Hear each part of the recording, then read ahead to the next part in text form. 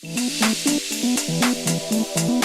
Ao Ponto de hoje presta serviço de utilidade pública. Até a gravação desse episódio, no início da noite de quinta-feira, 77 casos de coronavírus já estavam confirmados no Brasil. São Paulo tem o maior número de pacientes. Mas a tendência é de aumento progressivo no número de casos confirmados. Ainda não há vacina, nem um antiviral contra o Covid-19, a doença provocada pelo novo coronavírus, chamado de SARS-CoV-2. Nesse cenário, a principal arma é a informação. Por isso, o Globo anunciou na quinta-feira ações inéditas com o propósito de reforçar a divulgação de informações sobre o tema.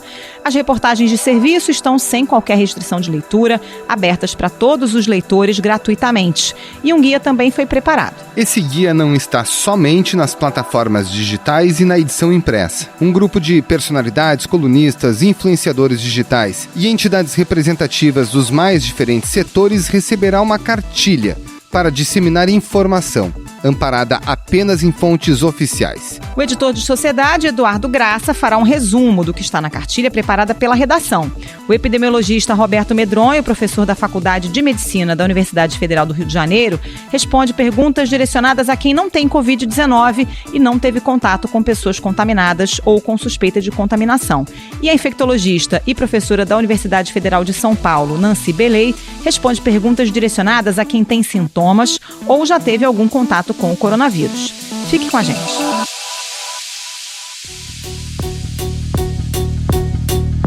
Eduardo Graça, o que tem nessa cartilha? Essa cartilha, ela é um guia, é um resumo.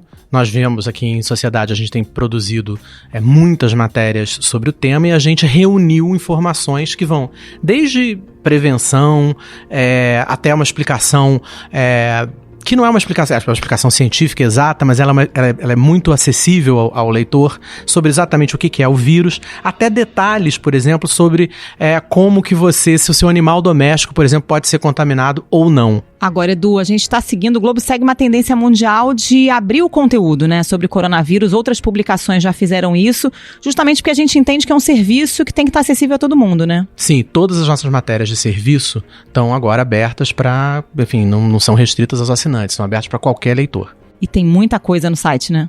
Tem muita coisa no site, são reportagens e matérias, entrevistas, a gente tem também sacadas interessantes, coisas inusitadas. O coronavírus, que é o assunto do momento, é um universo. E ele é tão importante que ele até mudou a configuração da nossa edição impressa. Então, a partir de hoje, o nosso leitor já está vendo mudanças, né? Importante. Exatamente. A editoria de Sociedade como tal não existe mais. Na verdade, a gente abre o jornal agora, Frente de Nacional. Eu, editor de Sociedade, a editora de Rio, Gabriela Goulart, agora estamos coeditando essa nova editoria, que abre o jornal com todo tipo de informação sobre o coronavírus. Ela estará lá durante o tempo em que for necessário para que o leitor tenha todas as informações sobre o tema, sobre os mais as mais variadas óticas, os mais variados olhares. Virou uma força-tarefa, né, Edu, a cobertura de coronavírus aqui na redação. É verdade, a gente tem jornalistas e repórteres hoje nessa nova editoria, se assim eu posso chamar, de todas as áreas do jornal. Foram recrutadas pessoas de todas as editorias do jornal para ficarem focadas em fazer reportagem, em pensar, em bolar ideias sobre o que é mais importante para a população saber sobre o coronavírus, informação sobre o coronavírus. E aí tem aquela coisa, tem muito boato, tem muita desinformação, então além das plataformas digitais, como a gente mencionou na abertura do episódio, muita gente vai receber pelo WhatsApp uma mensagem do Globo com a cartilha. É um documento, né, Carol, com informações relevantes, essas que o Edu acabou de mencionar. Um PDF, né, na verdade, exatamente, com esse guia que o Edu acabou de mencionar, a gente vai disparar para muita gente, certamente, e vai estar no site também, disponível, né, o link para baixar esse PDF, nas redes sociais do Globo, nos stories do Globo, no Twitter, no Facebook. O importante é a informação confiável, porque tem muita boataria, as pessoas acabam compartilhando o que não deve, né, Edu? E uma parte, inclusive, assim, a gente tem feito muita reportagem sobre isso, e uma parte da cartilha é justamente isso, são os mitos, né, as histórias ali que você não deve cair nessa. E o importante pra gente é que os leitores, as pessoas que recebam essa cartilha, que também divulguem. É uma espécie de vírus do bem. Assim. Esse nosso material que foi feito com muito cuidado, com muito rigor técnico e com a transformação disso numa linguagem bastante acessível. Eu queria também falar um pouco da ilustração. As ilustrações são muito legais, né? Tem todo um trabalho da arte ali que é muito interessante. Tem a exatidão, tem a parte científica, mas por que não a gente fazer algo que também seja lúdico e que também faça com que as pessoas olhem para o coronavírus de uma maneira... É um problema, é uma coisa complicada, mas a gente precisa se informar para lidar com ele. Edu Graça, parabéns pelo trabalho. Até a próxima. Muito obrigado, Edu. Um abraço e bom trabalho. Obrigado, gente.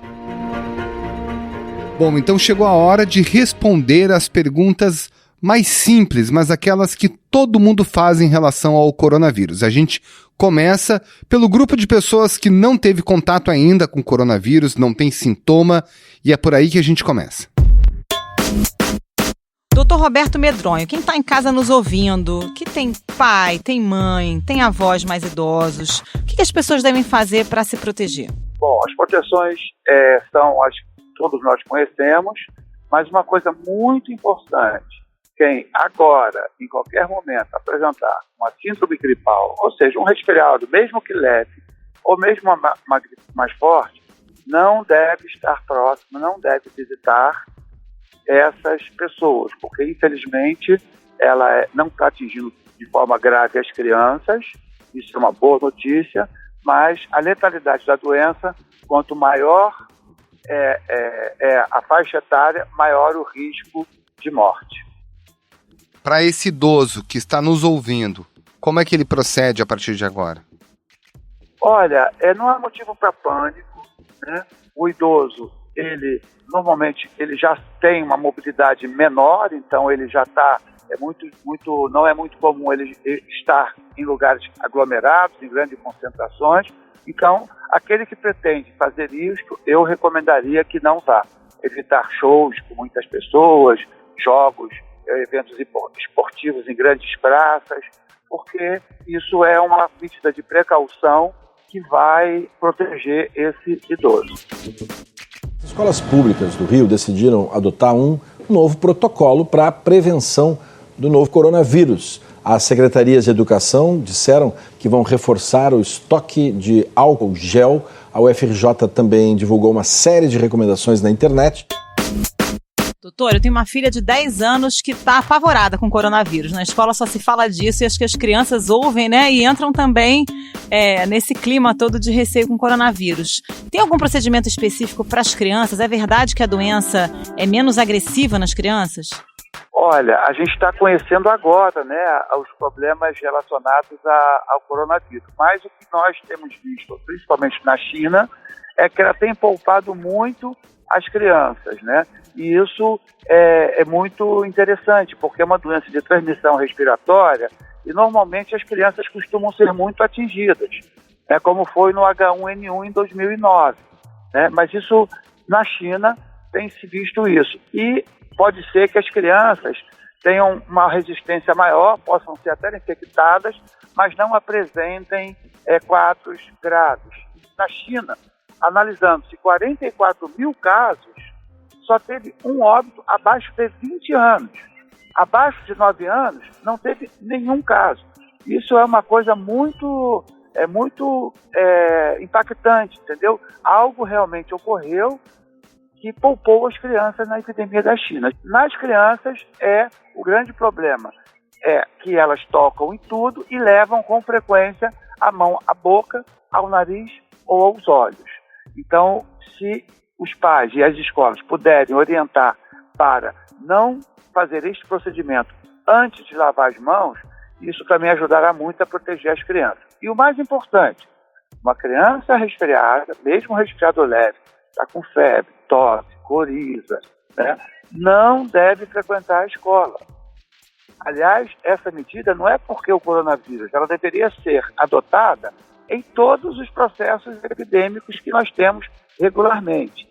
Nós precisamos incutir na nossa cultura esse procedimento. Estando com gripe, não vá trabalhar, não vá à escola. A Supervia, que administra os trens urbanos, informou que vai contratar equipes extras para fazer a desinfecção dos trens e das estações. Transporte público, metrô, ônibus, o que fazer?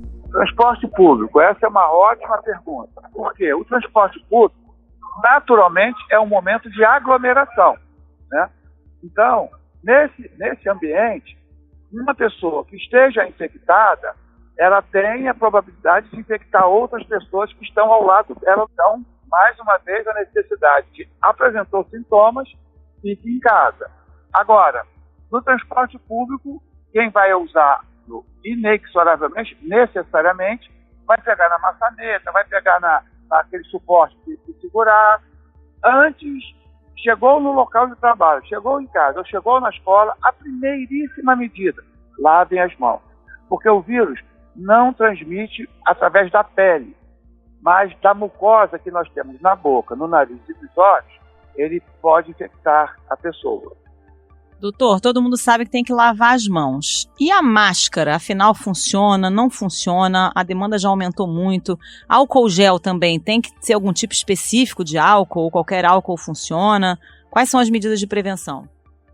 Perfeito. Bom, a máscara que é vendida na farmácia, a máscara cirúrgica, ela tem um diâmetro que é, olha, em média, 10 a 20 vezes, às vezes mais do que o diâmetro do vírus.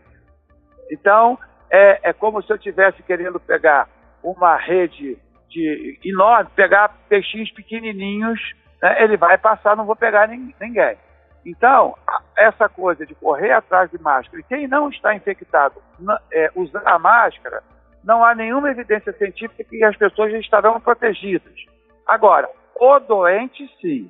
A pessoa doente que vai sair de casa para fazer o exame num hospital, ser atendida num consultório ou num ambulatório, essa deve botar a máscara, tá? Porque ela vai evitar que as suas gotículas da tosse, do espirro ou mesmo da fala se disseminem no ambiente, tá? Então a máscara, ela serve para esses casos. Ou então para alguém que tem uma pessoa em casa com o coronavírus, a pessoa deve ficar num cômodo, de preferência separado dos demais, e quem adentrar este cômodo, usar a máscara. O nosso grande problema é que as condições de vida que muitos brasileiros têm em locais aglomerados, em favelas, em comunidades, essa orientação ela perde praticamente o sentido, né?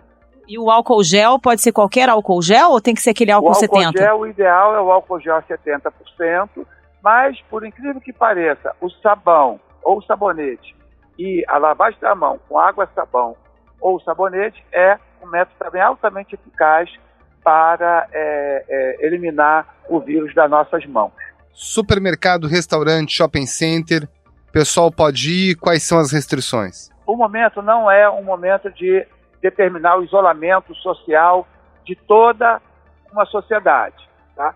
Mas, de acordo com a evolução dos casos, é possível que isso em algum momento seja orientado pelas autoridades de saúde, tá?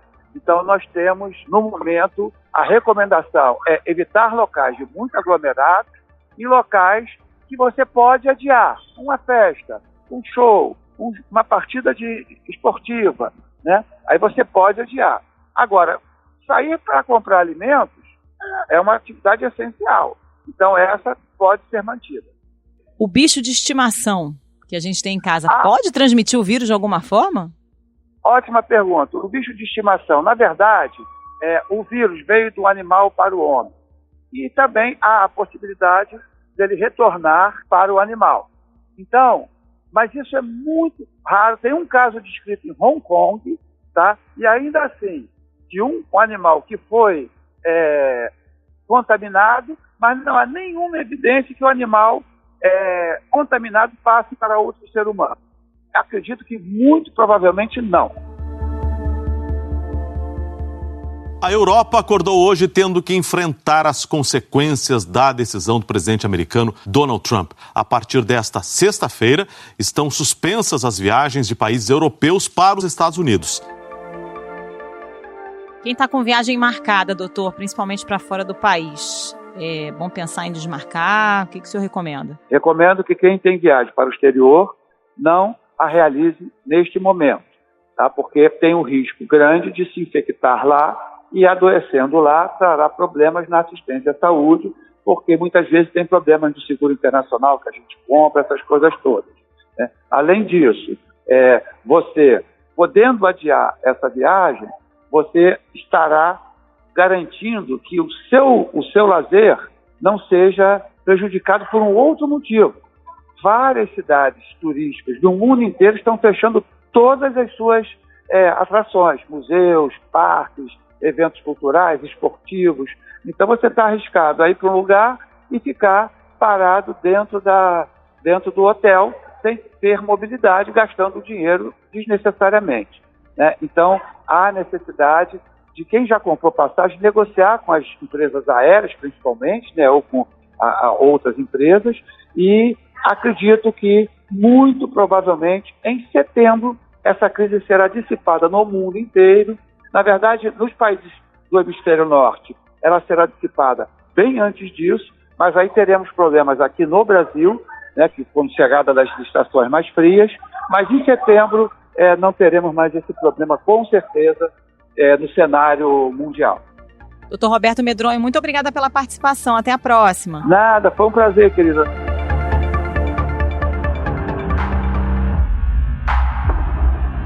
Doutora Nancy Beley, eu tenho algum sintoma, eu tenho uma tosse seca, eu tenho uma secreção, febre, o que eu faço? Você é grupo de risco? Você é idoso, você é criança pequena, você tem alguma doença crônica? Se você não tem nada disso e você não tem falta de ar, você não é um viajante internacional, você não é um contato de um caso confirmado de coronavírus, você aguarda melhorar os sintomas em casa. Se você não melhorar, se a febre persistir, se você sentir falta de ar ou mal-estar importante, aí você procura um serviço de saúde. Aí eu conheço alguém que tem algum sintoma, eu tive contato com essa pessoa, o que eu faço? Essa pessoa tem que ser um caso suspeito ou confirmado de Covid. Essa pessoa pode não ser um caso suspeito e confirmado de Covid e pode ser só uma pessoa com quadro gripal. Se essa pessoa é um caso suspeito ou confirmado e você teve um contato próximo a menos de 1 metro durante mais de 15 minutos, ou você mora no domicílio dessa pessoa, ou você ficou mais de 2 horas no ambiente fechado, próximo a essa pessoa, e você tiver sintomas, você deve procurar um serviço de saúde. Agora, doutora, se eu tenho sintomas, muita gente vai ter coronavírus, mas vai ter sintomas ali leves, né? Como se fosse uma gripe e tal. Mas é importante que essa pessoa faça o teste de coronavírus para que entre nas estatísticas ou não? Nós estamos falando de um outro momento.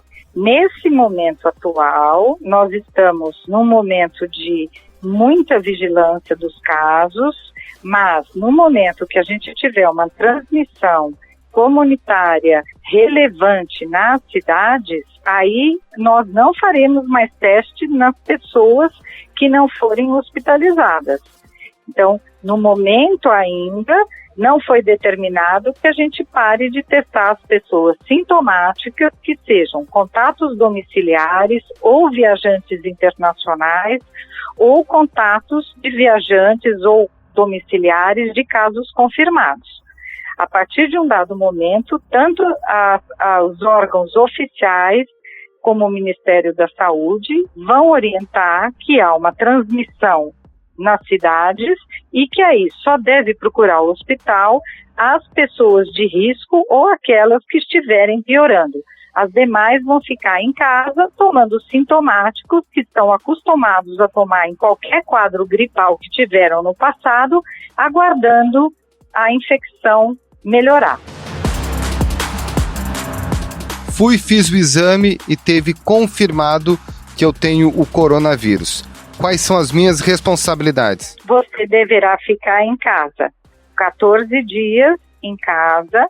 Você em casa deve preferencialmente ficar sozinho num quarto ou então com uma distância de 1 metro para dormir ao lado de outra pessoa, preferencialmente usar máscara cirúrgica e se você precisar de cuidados, a pessoa que cuidar de você deve manter uma distância de 1 metro ou utilizar uma máscara e sempre lavar as mãos. Todos os membros da família devem lavar as mãos. Doutora, qual o tempo de incubação desse vírus? Quanto tempo antes de manifestar os sintomas esse vírus já está no organismo? Em geral, o tempo de incubação médio é 4, 5 dias e a gente admite até 14 dias, para alguns casos esporádicos. E normalmente a pessoa transmite muito próximo do início dos sintomas, preferencialmente nos primeiros 7 dias.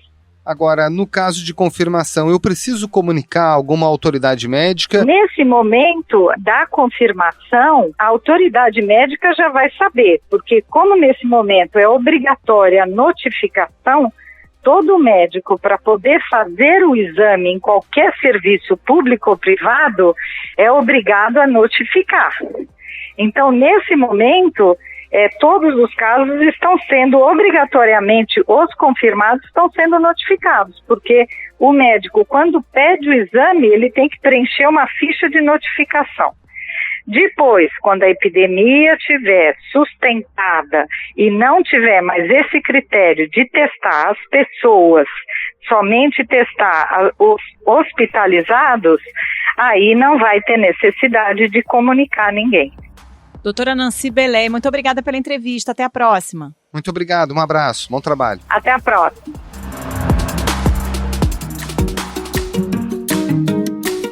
Esse foi o Ponto de hoje, o podcast diário da redação do Globo. Nessa conversa a gente conta com a participação de toda a equipe do jornal, as mesmas pessoas que levam até você informação e análise de qualidade todos os dias. Quer saber mais? Assine o Globo. Acesse assineoglobo.com.br e confira todas as notícias e reportagens especiais. A captação do áudio é do Maurício Belli e a edição é do João Guilherme Lacerda. Tchau. Até mais.